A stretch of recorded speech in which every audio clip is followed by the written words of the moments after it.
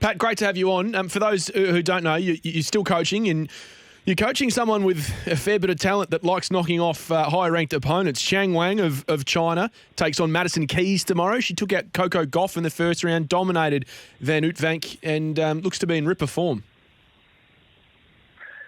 Yeah, Q's I've been working for about a year. Unfortunately, she has had a bit of a rough run at the moment. The last couple of years, she took 20 off altogether, and 21 she got to the French Open. We got her back into some form after having a year off, and then she went back to China to prepare for the Olympic Games, and she stayed there to play the national game. So she didn't sort of reappear until December. So we did a good old-fashioned Aussie rules pre-season. We got her 6 weeks, super fit, super strong, restructured her game. We expected it to sort of take a month or a couple of months of matches to come together, but it's come together pretty quickly. So very happy with her. She was, of course, most people know her as beating Serena in 2020. That was her sort of big match, and she beat Ash Barty at the US Open, and sort of not much in between, actually. So we've been working on consistency, and she had a couple of great matches, and they don't get any easier with Madison Keys, who's probably other than Ash Barty, probably the hottest player on the women's tour at the moment. So what sort of coach are you, Cashy? From my understanding, I spoke to Jono earlier about what he thinks you are. You're a balls and all sort of coach, like you were as a trainer yourself. You are on court, you travel most weeks, you don't just turn up at the slams. No, it's I give my heart and soul here, and it was a really tough year last year. We met up just after Christmas, and we were 1 week short of 6 months out of the same suitcase, wearing the same clothes, because she couldn't get back to China. I'm based in and out of the UK, and that was lockdowns left, right, and centre, and so we basically sort of living in our suitcase. We got stuck in countless airports, missing flights because we didn't have the right forms, or we didn't tick this box, or do that, or visas expired, or whatever it happened to be. It was partially amusing, but she's a great girl and very easygoing. I got to get on the court. I love getting on the court and playing, and I'm quite analytical about things. So I like to make sure that the technique is right and restructure that. And for anybody who knows me as a tennis player, that I left no stone unturned to try and be as good as I could possibly be. So, it's been a bit of a shake-up for her, to everything from nutrition all the way through to absolutely everything has been, I suppose, fine-tuned. She had a couple of great coaches before, of course. Peter McNamara, who's unfortunately no longer with us, but he's moved on to a different realm. But, Peter's a great guy, and I just get the feeling, it's funny, his widow just texted me, and she said, I think Peter's looking over you. And we've had the same thing, actually, this week. He said, he's sprinkling some magic dust, angel dust on us at the moment. We've had a couple of great matches and got through some tight, tricky situations. So it's a journey, and I love those challenges. I mean, it's always been part of what I am, is the challenges and trying to get things right and do the right thing by her. And if that means living out of a suitcase for 6 months, then so be it. So the enjoyment factor, how do you compare the playing to the coaching?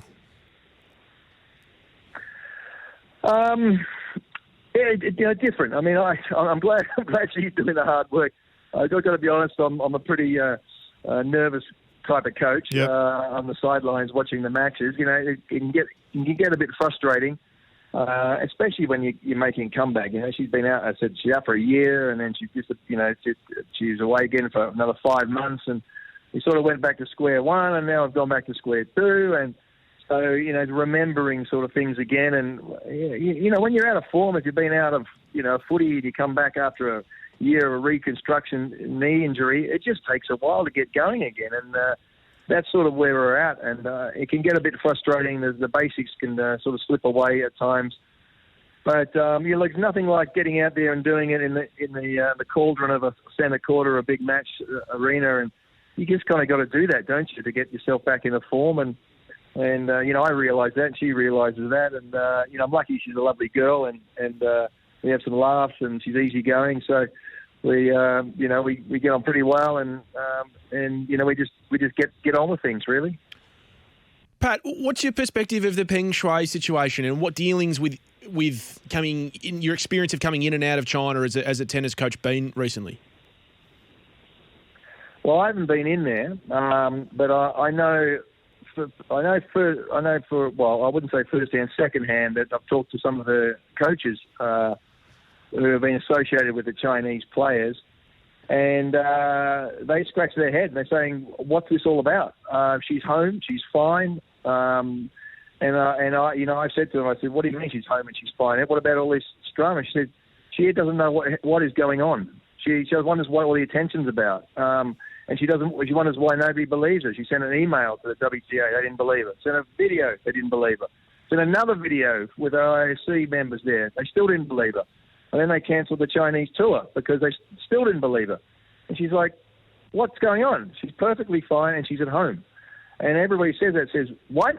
And I said, "Well, don't believe anything you read. Put it that way." And that's what I've been told. That's what I believe from the people that are close to her. And, I think it's worth, keeping an eye on it. It makes it sure she's, and I think that's been really, I think she felt great about that, the fact that there has been a lot of support and we'll stick by you and all that sort of stuff. And she's going, "Well, I'm fine."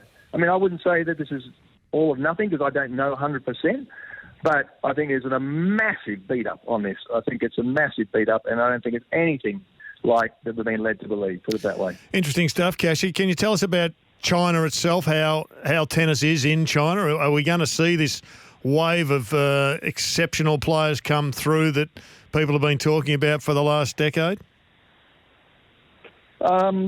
Look, as I said, I haven't actually had a chance to get there. So I haven't seen it, but what I do know is there's lots of young players coming out. Yeah. They've got a couple of young players, one qualified here. His name is Zhang. Don't get confused with the Wangs, the Wang. So there's about 6 of them on the tour. Right. So there's one that lost today in a close match to Sabalenka. She's a tall left-handed. She was a good junior. I think she got to the Wimbledon semi-final, final, junior Wimbledon. She's a very good player. She'll be a top 20 player, something along those lines, top 10.